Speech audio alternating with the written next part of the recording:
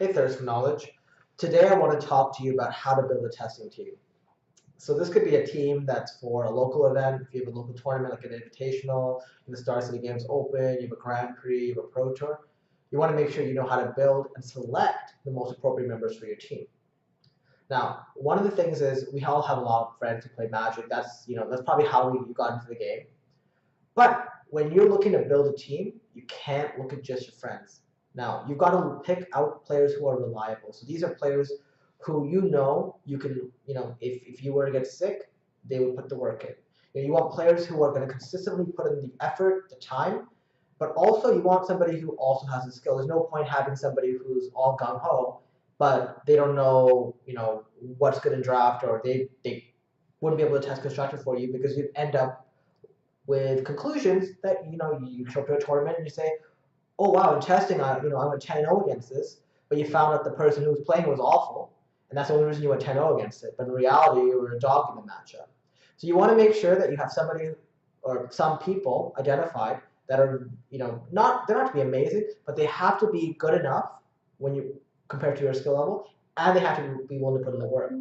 One of the mistakes that I made, when I started playing on the Pro Tour, was I would start building teams with people that I knew, people that I liked, and then I would spend a lot of time in the testing group coaching them instead of actually working on the decks that I want to work on, or working on a strategy that I want to work on if it was limited.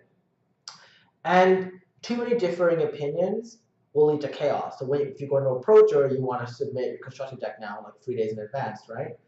Well, that's really tough to do that when somebody's focused on limited because, I'm really good at constructed, but I have no idea what to do in limited, so I want to focus on limited. Well, if they're your constructed expert, this is not going to work for you. The constructed expert should be looking at it and saying, okay, you know what? I'll trust you guys to come up with a pick order for limited, and I will play a lot of standard, and I will get our team on a good deck with a good sideboarding plan, etc. Right? That's how it should be done. You want to take people who are where their strengths lie and apply those accordingly. There's no point getting Ben Stark, who is conceivably one of the best strategists on the planet, and then have him be the one deciding what everyone's playing constructed. Right? Have somebody who's willing to put the work in, like Matt Nash or Sam Pardee. If you have an equivalent like that in your team, whether it's locally or on the circuit, use them for their strengths. Don't be using them because they're a good Magic player. Every Magic player has a forte in something. I am very good in limited. I'm not very good when it comes to building a constructed deck. I'm very good at tuning it if you give me a metagame.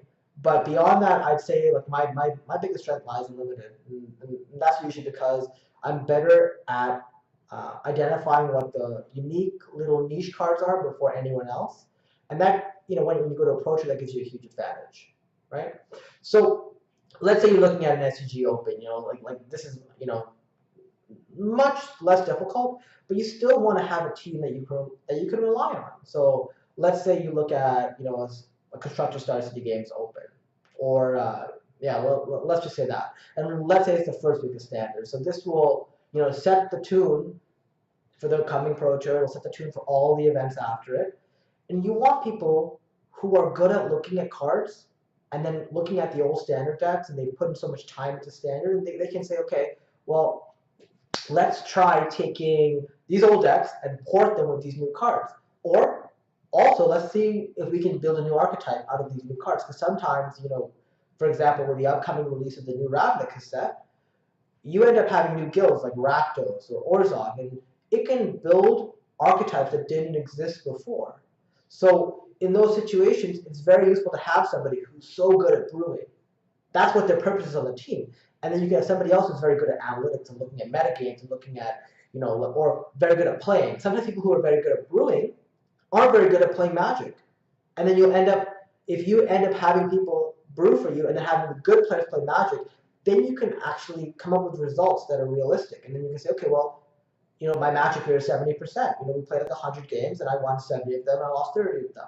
Whereas if you had two players who weren't very good at playing, or you had one player who was very good and one player who wasn't very good, you end up having very skewed results where the player who was better than the other player, they would just win every time. And then, your matchup was skewed. It's like, oh, well, we're actually 50-50, when it's really not the case. So building a team, you want to focus on, staying away from, just your friends. If they're your friend and they're good and they're willing to put the time and the effort, then yeah, by all means do that. But really focus on finding talent. Focus on finding people who, workhorses who will put the time in. There are players that I know locally that aren't very good at Magic, but they put the time in. And if they're willing to put the time in, and you can, also spend the time to coach them, then by all means, you should be willing to put them on your team. But you also want to make sure you have personality along. So if you know that Joe doesn't get along with John, there's no reason to have both of the team because there's going to be a constant friction, and that kind of constant friction can actually deter your testing process. All right, I hope you found this valuable. Make sure you hit subscribe, hit the thumbs up button until you get the notifications when the next video comes live. I'll see you later.